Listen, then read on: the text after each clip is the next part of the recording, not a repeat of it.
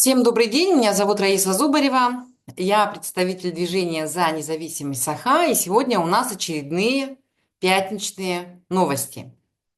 Ну и первая новость, которую мы для вас сегодня подготовили, это новости, Вилтумена, нашего парламента, когда собрались, как они сами себя называют, старшие братья, ну, вернее, не они сами себя так назвали, это со слов Александра Иванова, э, члена партии «Новые люди». Старшие братья собрались и, значит, отчитали, провели такой товарищеский суд.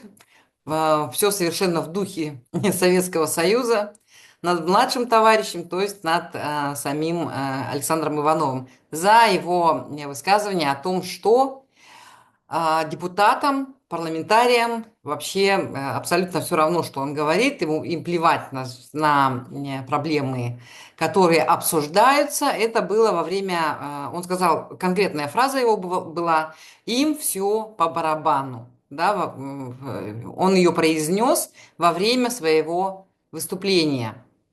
Вот давайте посмотрим. 17 апреля на заседании Государственного собрания якутские депутаты рассмотрели вопрос, касающийся нарушения депутатской этики со стороны Александра Иванова, партия «Новые люди». Заседание проходило в закрытом режиме, однако видео снимал сам Иванов. Обсуждение было эмоциональным, и депутаты не сдерживали выражений. Речь идет о его заявлении, сделанном в ходе ноябрьской сессии, где он сказал: «Как-то вы знаете, сидите и относитесь к этому очень даже просто. Даже на президиум смотрю и вижу, им по барабану все на самом деле». По словам Иванова, после этих слов он столкнулся с резкой критикой со стороны коллег. Его обвинили в неуважении, хотя сам депутат подчеркивает, что использованное выражение – это всего лишь фразеологизм, а не оскорбление. Он также рассказал, что в ответ на свое выступление получил личные выпады со стороны депутата Александра Подголова, который, по его словам, назвал его Кашпировским и обвинил в дешевом популизме. Иванов признался, что мог бы подать встречную жалобу, однако не стал этого делать. Ну, что хочется сказать, значит, по этой новости. Вообще огромное количество депутатов, наш депутатский корпус, это люди, практически все, те люди, которые не умеют себя нормально вести. И вот такие же товарищеские суды нужно проводить, значит, практически над каждым депутатом. Правильно вспоминают Лебедева, который избил своего подчиненного, и не было никакого, значит, никакой комиссии по этому поводу со стороны парламентариев. Никто, значит, не чинил над ним никаких судов, никто его не упрекал в том, что он себя ведет как-то, значит, неправильно, да, с точки зрения репутации парламентария. Давайте вспомним депутата Петра Амосова, насколько вообще этичны его выражения по поводу декольте у, значит, министра предпринимательства Ирины Высоких. Насколько вообще это было этично. Там вообще получается, в кого ни ткни, да, в какого депутата любого созыва ни ткни, там попадешь обязательно в человека, который или нарушил закон, да, или себя вообще как-то неправильно с точки зрения этики вел, да, с точки зрения народного избранника. Вот и вопрос такой встает: неужели наш народ выбирает вот таких людей, как этот Виктор Лебедев? Достаточно вспомнить, что сам Еремеев, спикер парламента, был осужден. С него, конечно, сняли все обвинения, да, позже. Но мы же все знаем, что такое телефонное право вообще в Российской Федерации. Давайте вспомним, ну, это самый громкий процесс, который был в отношении депутата якутского, да, это Николай Соломов, который убил в состоянии алкогольного опьянения свою жену Ирму Соломову. Он, конечно, отсидел, уже покойный депутат, он умер в 2016 году. Вот, и он был наказан и осужден, но с него не сняли депутатских полномочий. Он все то время, которое находился и под следствием, и потом значит, в исправительном учреждении, он был депутатом, он числился депутатом парламента. Афанасий Максимов, да, тоже был осужден, приговорен. Владимир Федоров, депутат, да, тоже одного из предыдущих созывов, тоже был осужден за стрельбу. Афанасий Максимов был осужден за то, что он, значит, использовал средства своего предприятия на покупку квартиры. Ну, там вексель был на 50 миллионов, за которые он купил квартиру в Москве своей бывшей жене и двум своим детям. Давайте вспомним, значит, уголовные дела, значит, в отношении Александра Уварова и Дмитрия Савина, которые обвинялись в получении взятки в крупном размере и в хищении чужого имущества путем обмана. Вот какие у нас депутаты. Давайте вспомним Ивана Слепцова, ректора Якутской государственной сельхозакадемии, которого обвиняли в мошенничестве. Давайте вспомним, значит, депутата Сергея Никонова, которого обвинили в изнасиловании женщины. Как после всего этого эти люди могут прийти к человеку и сказать, что он себя неэтично ведет, называя, значит, ситуацию равнодушия со стороны депутатов всем по барабану. Нападают, как обычно, мы понимаем, да, на самых слабых. Но в этой ситуации Иванов не слабая фигура. В этой ситуации Иванов как раз-таки выглядит сильной фигурой на фоне вот того сброда, который у нас заседает в парламенте. На фоне тех людей, которые ничего не могут.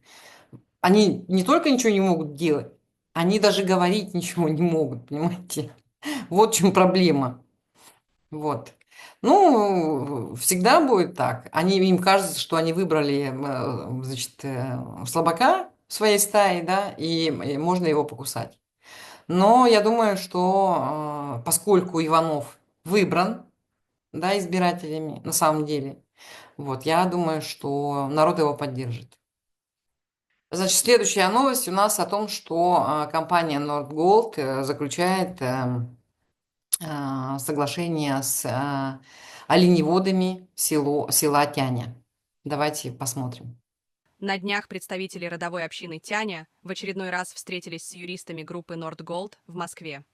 Напомним, движения в позитивную сторону начались именно с коммуникации с офисом недропользователя в столице России по инициативе тянцев. В декабре прошлого года руководство Эвенкийского наслега и родовой общины Тяня встречались с начальником департамента по правовым, корпоративным и регулятивным вопросам Nordgold Management ВГ Чекиновым. Данная встреча прошла уже по инициативе компании для регулирования совместных планов и действий со стороны недропользователя. Затянувшиеся вопросы и проблемы стали постепенно решаться. Так, в январе этого года КРО Тяня добилась подписания соглашения сроком на 1 год о реализации программы развития северного оленеводства. Nordgold взялся за финансирование только первого года. Кроме того, разрешаются непосредственно хозяйственные вопросы, которые ставились администрацией наслега, например, противодействие браконьерству со стороны Забайкальского края. Компания изучает решение вопроса, которое включает в себя выделение участкового. Большое внимание в разговоре было уделено работе недавно созданного общественного экологического совета при Nordgold Management, который по задумке должен регулярно участвовать в проверке природоохранной деятельности золотодобывающей компании. В КРО Тяня настояли расширить состав совета за счет местных жителей и представителей общины, так как он состоит преимущественно из чиновников. В Nordgold обещали решить этот вопрос. Что в этой новости интересного? О чем она нам говорит? На мой взгляд, если внимательно почитать, что говорится, о чем говорится в этой новости, то вы поймете абсолютно ни о чем. Единственное, что сделал Nordgold, да, в отношении эвенков, оленеводов, да, это вот они озаботились браконьерством со стороны Иркутской области. Ну и будут решать вопрос с выделением участкового. Все. Все. Вот даже тот вопрос, который поднимала представительница, да, оленеводов, по поводу того, чтобы в совет, в экологический совет вошли жители села Тяня, он не решился. Вот в этой новости говорится о том, что компания Nordgold рассмотрит этот вопрос. Ну, вот рассмотрит. Может быть, они, значит, примут людей, а может быть, и не примут людей. Ну, мы посмотрим. Вот так они отвечают. Соглашение на 1 год на финансирование, значит, вот этого направления помощи, да, оленеводам говорит только о том, что Нордголд хочет контролировать ситуацию без долгосрочных обязательств. Они согласились сделать это всего лишь год. Это конкретно классическая схема, когда крупная компания разрушает традиционный уклад, ну вот жителей данной территории, да. Она вызывает протест, а потом под видом помощи, значит, и партнерства предлагает исправить последствия, которые сама же и создала. Очевидно, что развитие оленеводства, да, в кавычках, стало проблемой после вторжения добытчиков. Не было вызвано какими-то внутренними кризисами. У оленеводов все было в порядке, пока Нордголд не пришли. Теперь давайте посмотрим, сколько Нордголд и сам конкретно Мордашов, ну, по Нордголду у нас нет информации, она закрытая. Сам Мордашов сколько заработал за прошлый 2024 год. По данным Bloomberg, состояние Мордашова в 2024 году достигло 25,3 миллиардов долларов. Когда летом 2024 года, значит, в Алекму приезжал Мордашов, он проигнорировал все экологические аспекты, о которых говорили жители.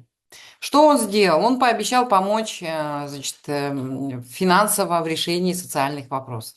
Строительство школ и детских садов. Но простите меня, как строительство школ и детских садов поможет в восстановлении разрушенной экологии? Вообще непонятно. То есть это такие популистские, значит, заявления, которые никак не помогут оленеводам Алекминского улуса. Вообще тот общественный экологический совет, о котором идет речь, да, о котором говорит Николаева, вот, о котором говорится в этой новости, да, по сути, имитация общественного участия. Если в его составе чиновники, а не жители села Тяня, да, и представители коренных народов, то это просто декоративный орган, который создает такую картинку открытого диалога. Самое трагичное и показательное в этой истории – это, конечно же, судьба Арсентия Николаева, одного из лидеров и защитников интересов общин. Компания Мордашова Нордголд просто убила человека. Человека, который боролся против разрушения земли, против загрязнения, против надругательства над образом жизни своего народа. Вот. В ответ он получил не поддержку, а преследование. Именно по этой причине человек и не выдержал такого давления, прессинга, уголовного дела, обысков, судов, арестов и, к сожалению, умер. Пока такие ситуации, как и ситуация с Арсентием Николаевым остаются, значит, без нормального решения, да, без справедливого решения, да, говорить о настоящем партнерстве с компанией Nordgold вообще, я думаю, не стоит. Пока община вынуждена бороться за каждый гектар, пока община вынуждена бороться за то, чтобы ее реки не загрязнялись, да, помните эту ситуацию, почему Николаев поднял такой большой общественный резонанс, да, это когда дочернее предприятие этой компании Nordgold перекрыло реку, построило там на ней дорогу, да. И вот пока община вынуждена бороться за каждый гектар, за каждый, я не знаю, метр своей воды, да, за каждое стадо, за каждую реку, никакие договоры вообще не могут восприниматься как равноправные.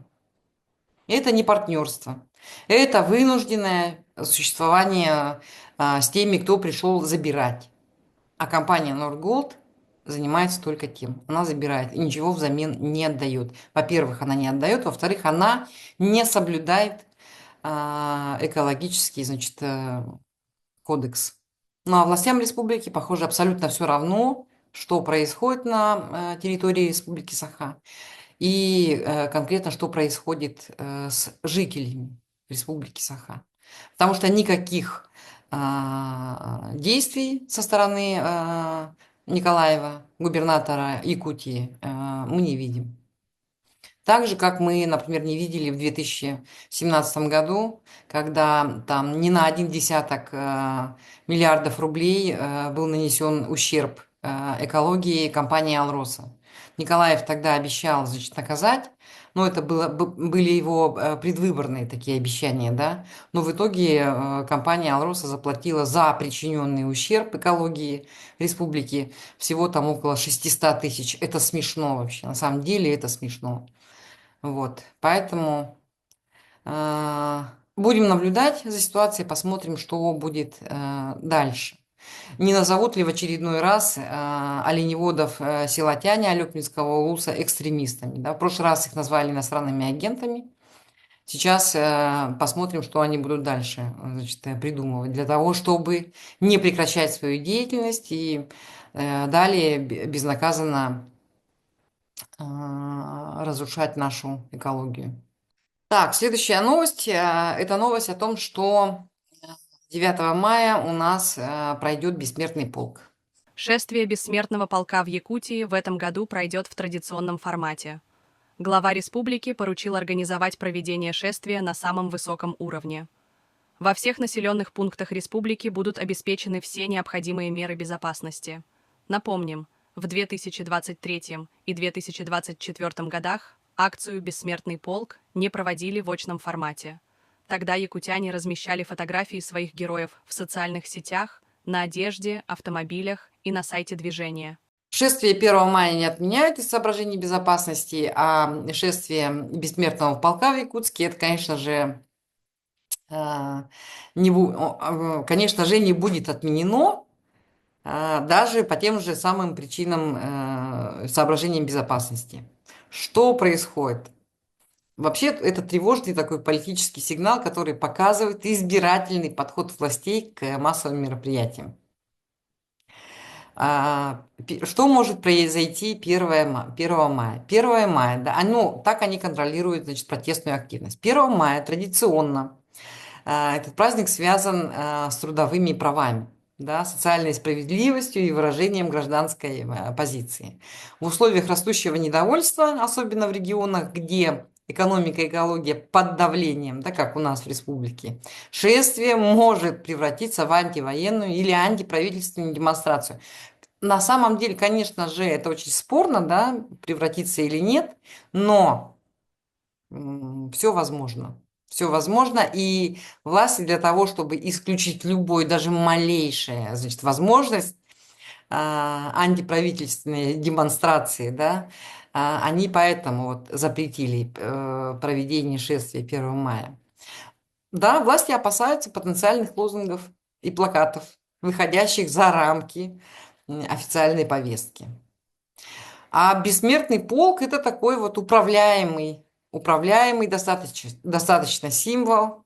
В отличие от 1 мая, шествие 9 мая давно используется как инструмент государственной идеологии, инструмент государственной пропаганды. Тем более в этом году отмечается, по-моему, 85-летний юбилей с момента, или 80-летний юбилей с момента победы во Второй мировой войне. Или как это в России до сих пор называется, Великой Отечественной войне. Это культ, государственный культ победы. Вот. А рабочая повестка, она, конечно, сейчас маргинализована. Очень многие люди потеряли свои рабочие места, работу потеряли. Недавно была новость о том, что сотрудники скорой помощи, значит, тоже недовольны своими зарплатами и недовольны тем, что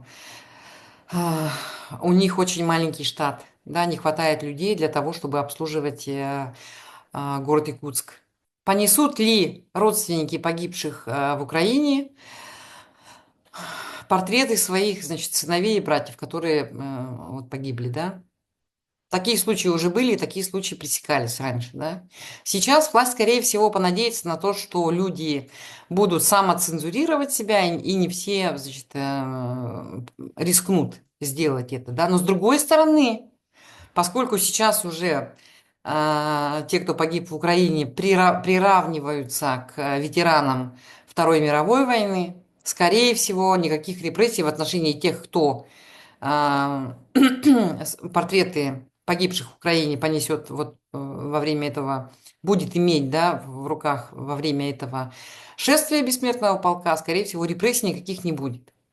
Вот, поэтому я думаю, что это потенциально не будет звучать как дискредитация армии. Вот эти погибшие, они уже встроены в повестку празднования, значит, Великой Победы, да, как они называют ее.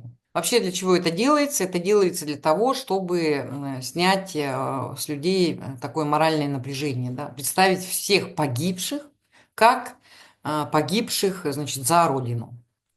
Вот. Это жертвы нацистского украинского режима, как они называют, да?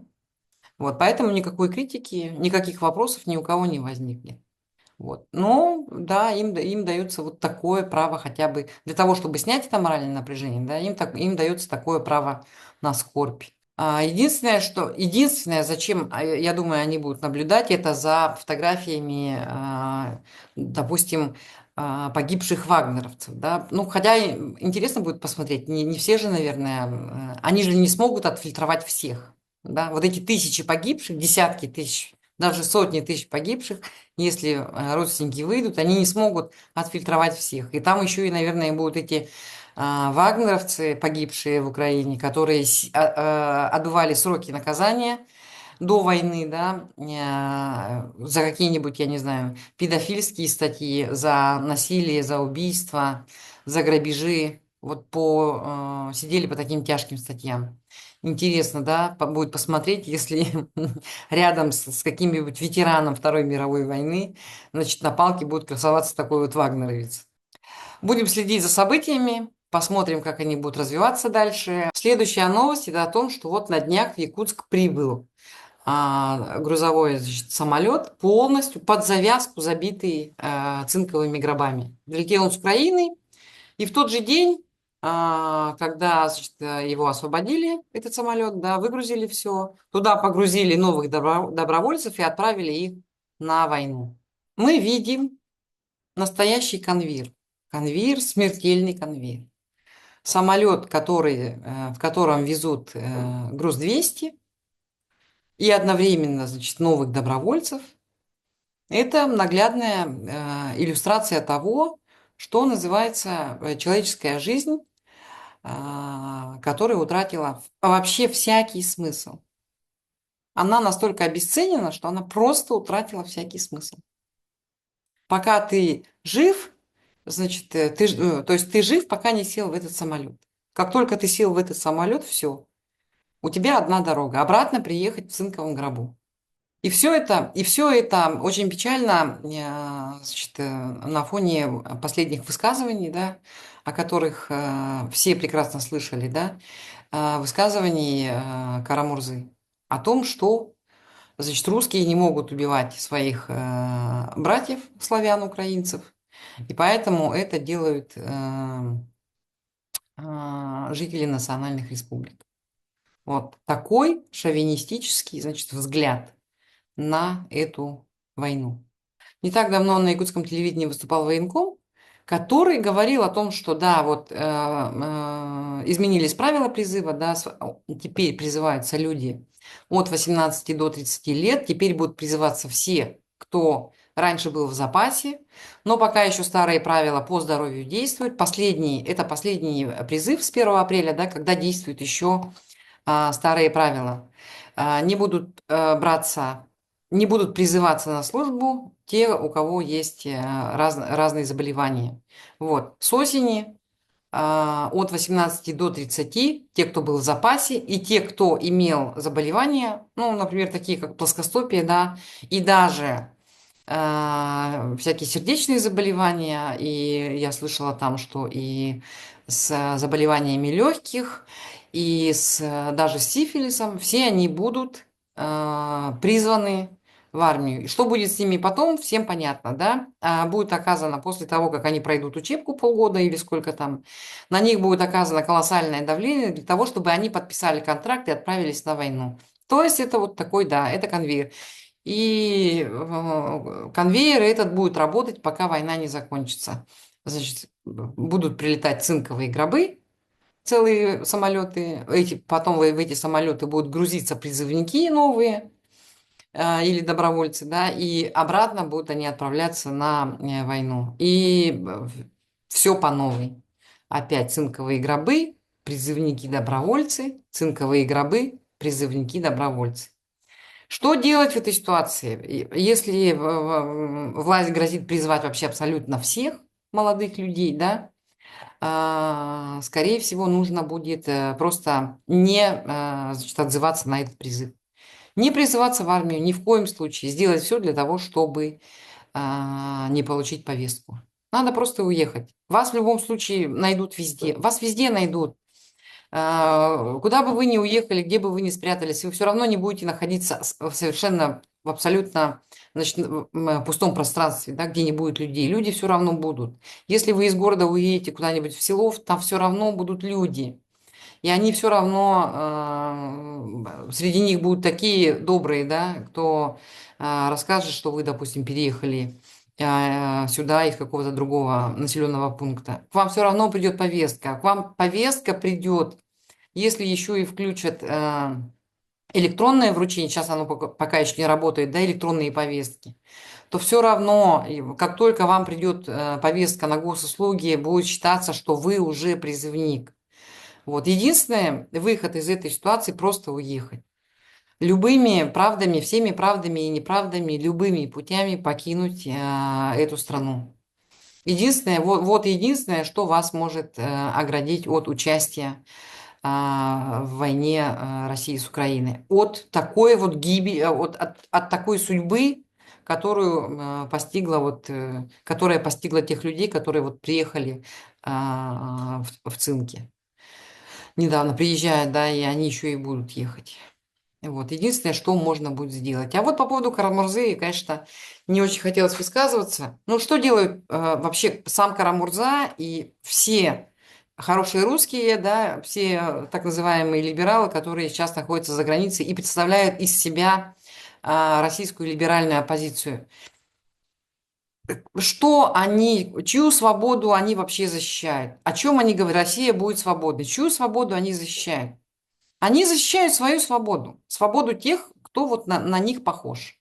Интеллигентов из московских семей, выпускников престижных лицеев, людей, значит, у которых с детства все было.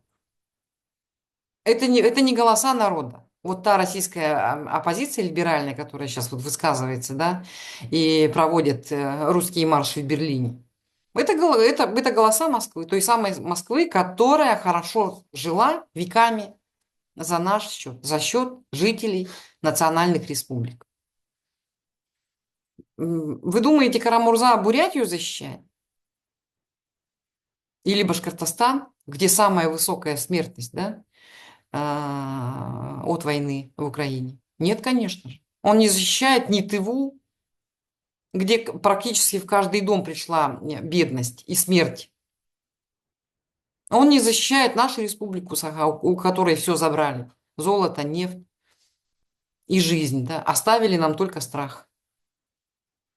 Он защищает Москву, свое детство элитное, свои вот эти вот уютные московские дворики, свою французскую школу, своих друзей, таких же детей чиновников, которые теперь вот сидят, живут в Лондоне, в Тель-Авиве, в Нью-Йорке, в Вашингтоне.